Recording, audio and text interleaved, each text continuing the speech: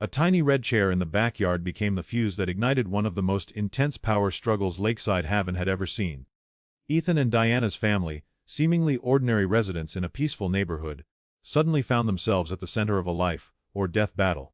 It all started with that simple red wooden chair, temporarily placed outside their home, which Karen, the powerful HOA president, immediately spotted and decided to punish. According to Rule 47B, this chair violates the regulations on temporary outdoor furniture.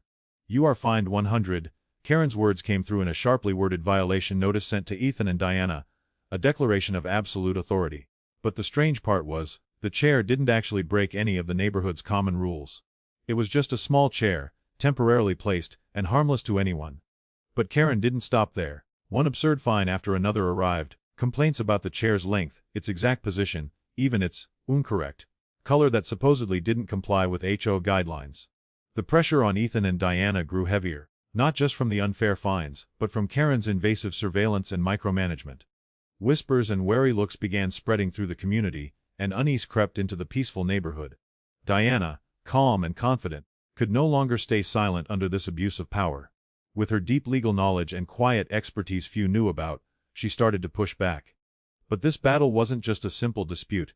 It was a war of wills between oppression and justice, between a dictator's grip and a family's courage. That little red chair, once an unremarkable piece of furniture, became a symbol of resistance, a flicker of light against Karen's suffocating rule.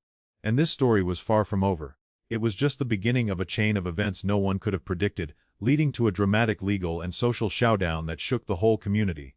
Now, all eyes were on Diana, a mysterious woman wielding legal power no one expected. And that red chair, an unlikely weapon in a ruthless fight for justice. The atmosphere at Lakeside Haven thickened like a dense morning fog. Karen, the HOA president, showed no mercy. The violation notices kept arriving, each one more severe than the last. Remove the chair immediately, one letter demanded. Failure to comply will result in additional fines. Ethan and Diana watched their mailbox fill with accusations of illegal placement of furniture and aesthetic violations. Baseless claims, yet wielded by Karen as weapons to assert her control. One morning, as Diana stepped outside to tend the garden, she overheard a worried neighbor whispering. Karen called the cops again. This time it's for harassment. Diana's calm exterior betrayed none of the storm brewing inside her. She was prepared for the coming battle. Karen's power wasn't just about rules, it was a ruthless reign of intimidation, carefully constructed and mercilessly enforced. Silently, Diana began documenting everything. She meticulously noted every letter received, saved emails, recorded conversations and secretly filmed Karen's bullying encounters with neighbors. Her steady, methodical approach was a sharp contrast to Karen's aggressive tactics, but beneath her calm lay a steely determination few knew about. Meanwhile, Karen's tactics escalated. She threatened harsher penalties, claiming the chair was a public safety hazard, even though no complaints were ever made. Karen's obsessive control extended to absurd levels, measuring lawn lengths, criticizing the shade of welcome mats, and hunting for the tiniest violations. Like a general searching for enemies in a battlefield. Neighbors once paralyzed by fear quietly began sharing their stories. She fined me because my kids left toys outside too long, one woman confided. She called the police on my son's birthday party for being too loud. Another recounted. These stories revealed a community suffocating under unchecked power. But Diana was no ordinary neighbor. Behind her quiet demeanor lay a secret, a legal authority that could shake the entire neighborhood. As tensions mounted, everyone wondered who exactly was this woman standing silently in the middle of it all. And what would happen when the truth came to light? The red chair remained quietly in the yard, a growing symbol of resistance. A minor infraction that seemed harmless was about to ignite a battle Lakeside Haven would never forget. The Lakeside Haven Community Center had never been this crowded. People filled every seat, stood along the walls, and even streamed the event live to social media. A teenager's phone screen showed a bold title, Karen's Last Stand. The air was thick, not with excitement, but with something far sharper anticipation. Karen strode up to the podium like she owned not just the HOA but the entire zip code. Dressed in a red suit and heels that clicked like gunshots, she clutched a thick file of violation notices, her eyes scanning the crowd with disdain. She tapped the mic twice. Good evening, residents of Lakeside Haven. I've called this emergency meeting to address a serious breach of our community standards. Namely, an unapproved chair, placed recklessly in a front yard. Somewhere in the back, someone coughed, half choked on a laugh. A murmur of disbelief rippled through the crowd. Karen's eyes narrowed. This isn't funny. If we let one chair slide, next comes trash bins, plastic flamingos, God knows what. Rules are rules. Deanna Reynolds, calm as always, stood slowly from the third row. Her presence had a stillness that immediately drew attention, like the quiet before a storm. Madam President. Diana began, her voice soft but clear. The chair was placed within private property boundaries, 2.1 meters behind the property line, in compliance with the HOA's 2012 guidelines, Section 3 subsection B. Karen smirked. Oh, and what exactly qualifies you to interpret legal code? Mrs. Reynolds, you're not a lawyer. No, Diana said, her lips forming a faint smile. I'm not a lawyer. A second of silence. I'm a federal judge. The air left the room. Phones lifted in unison. Bob, Karen's long loyal treasurer, looked like someone had unplugged him. Officer Johnson, called in by Karen for security, suddenly looked like he regretted showing up at all. May I see some ID? Johnson asked cautiously. Without a word, Diana pulled out her wallet and presented a silver badge, embossed on the leather horn. Diana Reynolds, U.S. Federal Judge. Gasps erupted. Linda Walker clapped once, then again. Soon the entire room followed, clapping, cheering, even crying. Karen's mouth opened and closed, but no words came out. This is a setup. Karen finally screamed. She's faking it. She wants to take me down. Deanna calmly stepped forward. You've fined families for flower colors, for grass height, for having a birthday party at 2 p.m. You've called the police on parents, harassed young couples, and created a reign of fear. All under the guise of neighborhood standards. She paused. It ends today. Karen's face flushed red. You're just trying to make me look bad. You don't need help with that, muttered someone near the podium. Officer Johnson was pale now. Ma'am, he said to Diana. Do you wish to press charges? Not yet, she replied, cool as steel. But Mrs. Thorne must face accountability. The crowd leaned forward in unison. Karen, Diana said, now fully in control, you have two choices. Option 1, resign from your HOA position tonight, issue a public apology, repay all misused funds within 30 days and never serve in any HOA role again. Option 2, Officer Johnson arrests you now for false reporting, misuse of emergency services, and if further evidence supports it, federal embezzlement. Karen collapsed to her knees, sobbing. Please, please don't ruin Mida. That was your job. Linda said coldly. You ruined this community. Diana remained unmoved. Which is it, Mrs. Thorne? I resign, Karen choked. I'm sorry. I abused my power. I apologize to everyone I hurt. Say their names. Diana instructed, one by one. Karen hesitated. Say them. The room fell silent again. To Linda, for the flowers, to Tom, for calling the police on his barbecue, to the Reynolds family, for this morning, to Sarah, for finding her for mowing at noon. Someone handed her a microphone. Karen, the once fearsome HOA president, now stood trembling and broken, confessing publicly while phones streamed every tear and apology. The moment was electric. It was justice, not just by the law but by the people. Officers, Deanna said at last, we won't pursue criminal charges yet. But if she fails to meet any condition, I'll see to it myself. Karen didn't argue. She simply staggered down from the podium. But just as the crowd began to disperse, Bob Patterson raised his hand. His voice, usually a whisper behind Karen's back, now rang out. Your Honor, there's more. About the missing HOA money. Deanna turned, one eyebrow raised. Go on. She didn't just spend HOA funds on lawyers. She hired private investigators. She has files on residents. On us. A new wave of tension crackled through the room. Files. Deanna repeated. Karen turned sheet white. Show me. And just like that, the chaos of the past hour took on a whole new shape. The story wasn't over. It had only just begun. The room, which had just begun to settle after the shock of Diana's federal identity, ignited again with Bob Patterson's declaration. She kept files. On residents. 23 of them. A collective gasp swept through the crowd. You could feel the air tighten. Diana turned to Bob, her voice calm but razor sharp. Are you absolutely sure? Bob nodded solemnly. I saw them. Thick folders. Names, addresses, financial statements, even medical info. One was labeled D. Reynolds Priority in red ink. You could have heard a pin drop. Karen stood paralyzed. Her lips quivered, eyes darting around as if searching for a door that wasn't there. I was just trying to keep order. She stammered. I didn't think. Diana cut in, her tone glacial. You hired private investigators to follow your neighbors. That's not keeping order, Karen. That's organized surveillance. That's harassment. That's abuse. Karen collapsed into the nearest chair, clinging to the edge like it could somehow hold up the world crumbling beneath her. They doubted me. She whimpered. They questioned my authority. I had to know who they were. Diana turned to the officers. We need to search her home. Now, those files might contain evidence of serious criminal activity. Johnson didn't hesitate. He picked up his radio. Requesting emergency search authorization. Possible evidence of harassment, illegal surveillance, and HOA fund misuse. A pause. Affirmative. Proceed immediately. Karen shot up panicked. No! You can't. That's my house. That's private property. Diana's gaze didn't waver. You surrendered your right to privacy when you invaded everyone else's. 30 minutes later, Johnson and Rodriguez returned carrying 3 large banker's boxes. One was clearly marked D. Reynolds Priority. Deanna opened it carefully. Inside grainy photos of her taking her daughter to school, receipts from a nearby cafe, a scanned copy of her old law license, and a failed attempt to pull her medical records. The information didn't reach the level of federal exposure, thanks to government security, but the intent was unmistakable. You knew I worked in law, Diana said, her voice quiet but steady. And you still tried to dig. Karen didn't answer. She just sat there, eyes glassy. What were you planning to do with this? Deanna asked. Nothing. Just silence. This is evidence of stalking, Rodriguez finally said, stepping forward, shaken. And criminal harassment. I've never seen anything like this in a suburban neighborhood. Deanna turned back to the stunned residents, raising her voice so all could hear. This was never just about a chair. Or a 100 fine.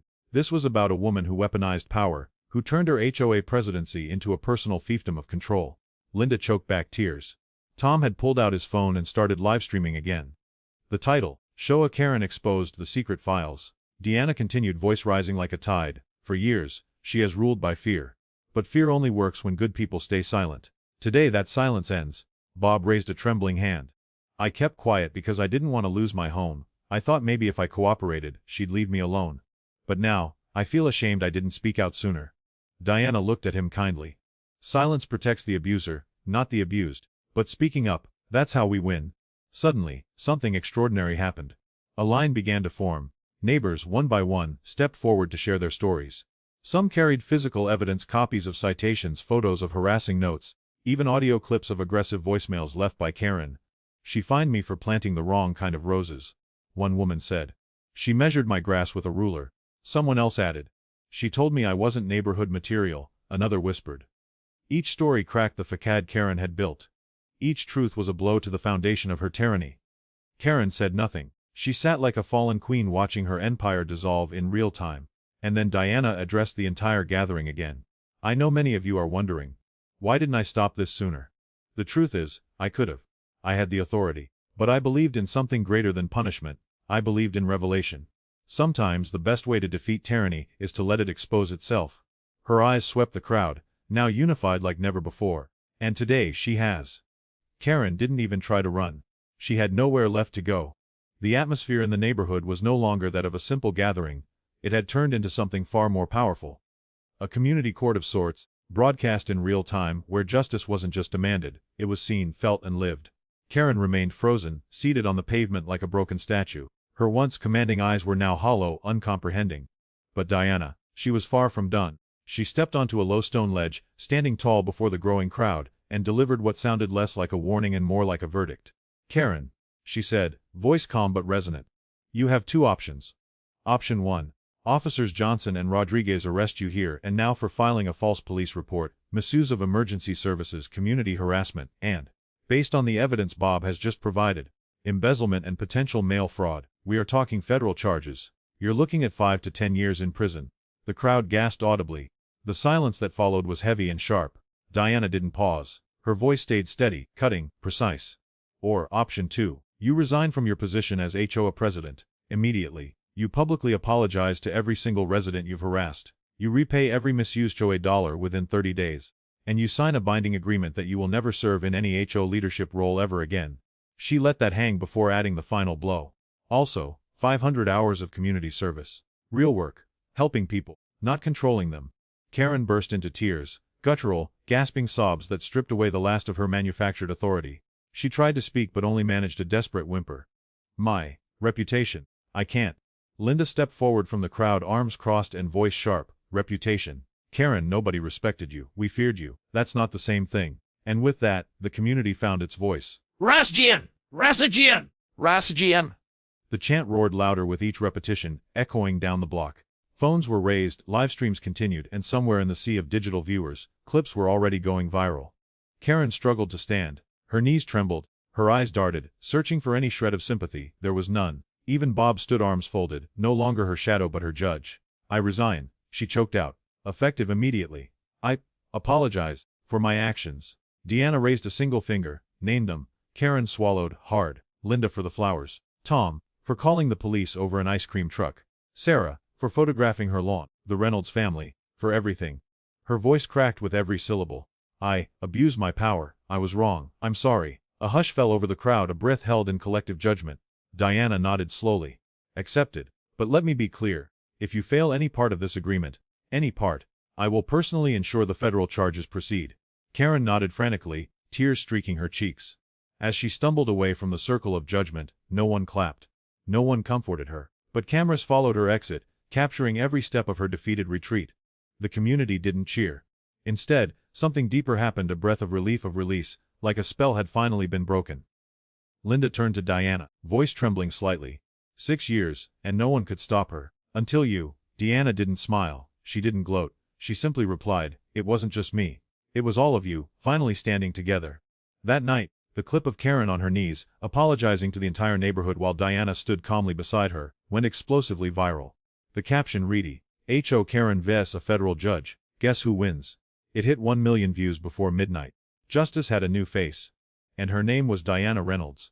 Just when it seemed like everything was over, and Karen had retreated to the crumbling remains of her so-called empire, a quiet voice broke through the settling silence. "Your Honor, there's something else I need to say." Everyone turned. It was Bob. For years, Bob Patterson had stood quietly in Karen's shadow, her loyal treasurer, her silent enforcer. But the man who stepped forward now was different. His shoulders were squared, his voice firm, his eyes clear. The weight of years seemed to have fallen from him the moment Karen lost her crown. "She didn't just use the HOA funds for lawyers," he said, and the crowd instantly tensed. "Part of the money went to private investigators. She was having residents followed. Watch, there are files. Photos. Records. Notes." A ripple of stunned murmurs spread through the crowd. Diana narrowed her eyes, her voice razor sharp. "Files? On how many people?" "At least 23, Bob said quietly. "She had me help organize and store them, in her basement." And now it wasn't just neighborhood drama. It was criminal. Diana turned to officers Johnson and Rodriguez. "We need to secure those documents immediately. I have jurisdiction to issue an emergency order of seizure under federal privacy protection statutes, given the threat to public safety." Johnson nodded without hesitation. "We'll go in with you, Your Honor. Let's move." Within 30 minutes the two officers returned carrying heavy banker's boxes labeled with names, real people, real neighbors. Tom, Sarah, Linda, even children's names appeared on some folders. One thick folder sat on top, marked with bold red ink D. Reynolds, PRIO. Right. Deanna picked it up, her hands steady despite the fire behind her eyes. Inside were printouts of emails, photos of her car, blurry shots of her and Ethan walking their dog. Even a failed attempt to access sealed court records. "She knew," Diana whispered, her voice tight. "She knew I worked in law, and she still did this." Karen, now back in the driveway watching in horror, took a trembling step backward. I thought you were just a lawyer. And that would have made it okay." Deanna's voice was like a gavel slamming in a silent courtroom. "You thought it was fine to stalk a lawyer? To dig into their medical history, their past, their family?" Karen opened her mouth but no sound came out. Johnson lifted another folder. "Mom, this is serious criminal harassment. Several charges. We're talking about misuse of personal data, stalking, possibly identity theft if any of this info was accessed illegally." Karen's legs gave out. She sank to the curb, sobbing, her face pale and slack. But no one approached to comfort her. The crowd, once so afraid of her, now watched like jurors hearing a closing argument. The spell was broken. The tyrant was small, pitiful, powerless. Diana, still holding the red-inked folder, looked back at Karen. "I hope you understand now," she said calmly. "This isn't about a chair. It never was. It was about control. It was about fear. And now it was about justice." Later that evening, a new headline flashed across local news. HOA president hired private investigators to spy on residents exposed by federal judge in viral confrontation. But Deanna refused all interview requests. She declined every podcast, ignored every talk show producer. When a CNN reporter showed up at her door, she said only one sentence. "This is about more than me. It's about what happens when no one speaks up. And what can happen when someone finally does." The chair that started it all still sat quietly in the yard. Red, slightly chipped, but solid. And now, thanks to one woman's courage, and a community's awakening, it had become a symbol. Not just of resistance but of reckoning. The days following Karen's public downfall brought an unusual calm to Lakeside Haven. The neighborhood, once shrouded in fear and frustration, now buzzed with a renewed sense of hope and unity. The oppressive weight of Karen's rule had finally lifted, replaced by the lightness of freedom. Bob Patterson, now acting as interim HOA president, immediately began to undo the damage. His first order of business was clear: abolish the petty, arbitrary rules that had made life miserable for so many. The ruler, measuring grass, the color restrictions on welcome mats, the fines for innocent decorations, all of it was revoked. For the first time in years, neighbors felt seen and heard rather than controlled and policed. But the biggest change wasn't in the rules, it was in the people. Conversations once hushed behind closed doors now spilled out into porches, sidewalks, and community gatherings. Stories of Karen's reign of terror were shared with a mix of disbelief and relief, binding the community closer together. 6 months later, a surprising letter arrived at Diana's doorstep. It was from Karen. Dear Judge Reynolds, I volunteer now at a legal aid clinic, helping people who can't afford lawyers fight unfair fines and evictions. Ironic, isn't it? I kept one photo from that day. The one where I was on my knees. It reminds me what happens when power goes unchecked. Thank you for not destroying me completely. Karen. Diana read the letter twice, a small, thoughtful smile playing on her lips. Sometimes the best justice isn't punishment, it's transformation. That afternoon, sitting together in their backyard beside the now iconic red chair, Ethan turned to Diana. Any regrets? Diana grinned. The playful, warm Diana Ethan had fallen in love with shining through. Just one. What? I should have recorded Karen's face when I revealed my title. That was priceless. They laughed together, the sound carrying across the peaceful neighborhood. The red chair creaked gently in the wind, a reminder of how even the smallest things, like a 100 fine on a lawn chair, can set off a chain reaction that topples tyrants and restores justice. Lakeside Haven had changed. And so had its people. After months of turmoil and truth being uncovered, Lakeside Haven stepped into a new chapter. The community, once strangled under Karen's iron grip, was not only freed but found strength in unity and change. Bob Patterson, as the interim HOA president, worked tirelessly to rebuild trust. He organized democratic meetings, listened to every resident's voice, and restored the core values of a community: respect, fairness, and cooperation. No longer were there harsh rules invading personal lives, but reasonable, flexible regulations that truly served the common good. Diana Reynolds continued her work openly, no longer hiding her identity as a federal judge. She became a symbol of relentless justice against abuse of power, and an inspiration for anyone who wanted to fight for truth and fairness. The people of Lakeside Haven no longer lived in fear or control by a single individual. They knew their rights were protected by law and unity. The red chair, the very spark that ignited all the upheaval, was carefully preserved and cherished as a symbol of resistance and justice. A small plaque next to it read simply, "The 100 chair that toppled a tyrant." One day a package arrived from Arizona, addressed to Diana. Inside was a shaky handwritten letter from Karen, the very woman who had once been the neighborhood's nightmare, now seeking redemption. Karen shared that she had started volunteering at a legal aid clinic, helping those who couldn't afford lawyers fight unfair fines and injustices. She admitted her mistakes and said that the photo of her kneeling that day served as the harshest reminder of unchecked power and its consequences. She thanked Diana for not destroying her completely, but instead giving her a chance to change. The story of Lakeside Haven was not just about a legal battle or exposing a powerful figure. It was a living testament to the strength of justice, persistence, and the courage of ordinary people standing up against wrong. It reminded everyone that even the smallest things, a chair in a yard, can ignite a movement that changes a whole community. And ultimately, the message spread loud and clear: power is not meant to control or oppress but to serve and protect. When power is abused, justice will find its way to restore balance. What do you think of this story? If you've ever faced a Karen in your life, could you forgive her? Share your thoughts below and help spread the message of fairness and the power of change. Don't forget to like, comment, and share this video so more people can hear this story. And if you haven't subscribed yet, hit subscribe to never miss inspiring and eye-opening stories like this. Thank you for taking the time to listen to the story of the 100 chair and the fight for justice in Lakeside Haven. See you in the next video.